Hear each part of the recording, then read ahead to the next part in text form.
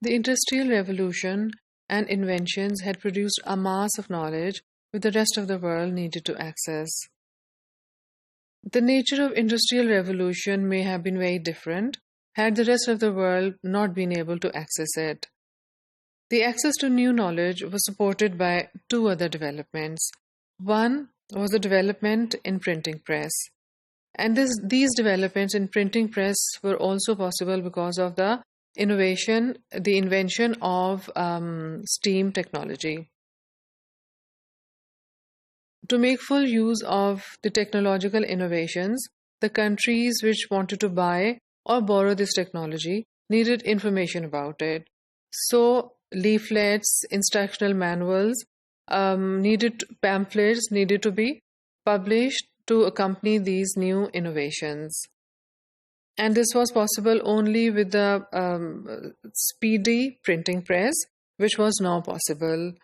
The other development was development in the mass transport system.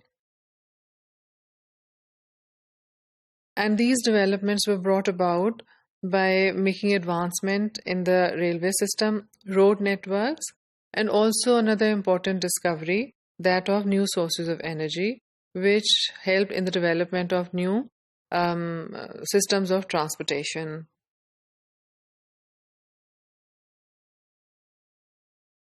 The sources of energy were discovered in America in the form of oil.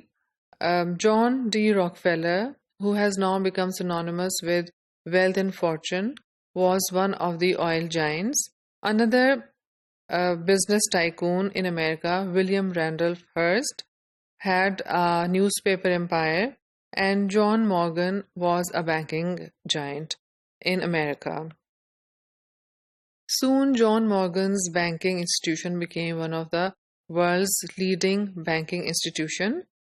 They offered help to post-war Europe by offering credit for reconstruction. In this way, the World Trade and Investment System was established.